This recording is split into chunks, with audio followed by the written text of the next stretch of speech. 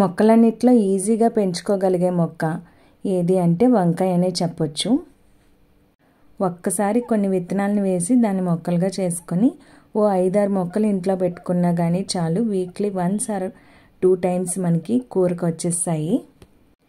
నా దగ్గర ఉన్న వంకాయలు అయితే వైట్ వంకాయలు.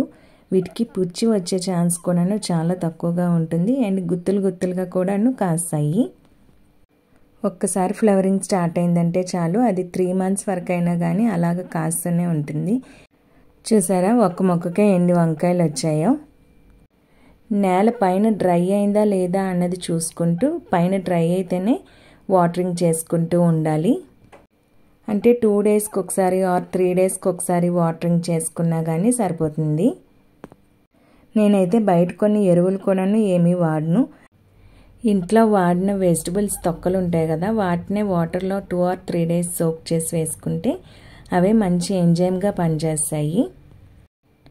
బట్ ఏమన్నా పురుగు పడుతుంది అన్నప్పుడు మాత్రం కొంచెం చూసుకొని వేప నీళ్ళు చల్లుకున్న ఆర్ బూడిద ఉంటుంది కదా, అది ఆకులపైన స్ప్రెడ్ చేసినా కానీ ఆ పురుగు అన్నది పోతుంది. అండ్ ఇంగువ పొడి పసుపు కాంబినేషన్ కూడాను పురుగు రాకుండా చేస్తుంది అండ్ వచ్చిన పురుగును కూడాను పోయేలా చేస్తుంది. ఈ రెండింటిని వాటర్లో కలిపేసుకొని ఆకులపైన స్ప్రెడ్ చేసుకోవాలి. వంకాయ మొక్కలకి 3G కటింగ్ అనే ప్రాసెస్ ఉంటుంది. 3G కటింగ్ అంటే 3rd generation కటింగ్ అనమాట. అంటే ఫస్ట్ స్టెమ్ నుంచి ఒక కొమ్మలు 2 వస్తాయి కదా, వాటిని మళ్ళీ కట్ చేసుకుంటే ఇంకో 2 కొమ్మలు వస్తాయి. ఆ కొమ్మల్లో మాత్రమే ఫీమేల్ ఫ్లవర్స్ వస్తాయి. ఫస్ట్ వచ్చిన ఫ్లవర్స్ అన్నీ మేల్ ఫ్లవర్స్ రాలిపోతూ ఉంటాయి. ఎందుకు ఇలా పువ్వులు రాలిపోతున్నాయా అని అనుకుంటాం, కానీ రీజన్ అయితే అది మేల్ ఫ్లవర్స్ కాబట్టి రాలిపోతాయి అన్నమాట. ఫీమేల్ ఫ్లవర్స్ అయితే రాలవు. టమాటాకు కూడాను అంతే, సేమ్ 3G కటింగ్ చేసుకుంటే మనకి ఫీమేల్ ఫ్లవరింగ్ అనేది ఎక్కువగా ఉండి ఫ్రూట్స్ ఎక్కువ ప్రొడ్యూస్ అవుతూ ఉంటాయి.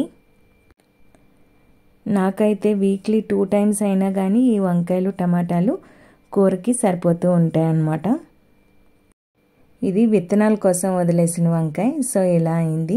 వర్షంలో తడవడం వలన అది కొంచెం వాటర్ పట్టేసినట్టుగా అయింది, కానీ విత్తనాలు మాత్రం బాగానే వస్తాయి. ఇదైతే కొంచెం కుళ్ళిపోయింది, అందుకే ఆ కుళ్ళు పార్ట్ని అంతటినీ తీసేసి రిమైనింగ్ పార్ట్ని డ్రై చేసుకోవాలి. పల్ప్ మొత్తాన్ని తీసేసి ఓన్లీ సీడ్స్ని సెపరేట్ చేసి ఏదైనా ఎయిర్ టైట్ కంటైనర్లో స్టోర్ చేసుకుంటే నెక్స్ట్ టైం మొక్కలు వేయడానికి పనికొస్తాయి.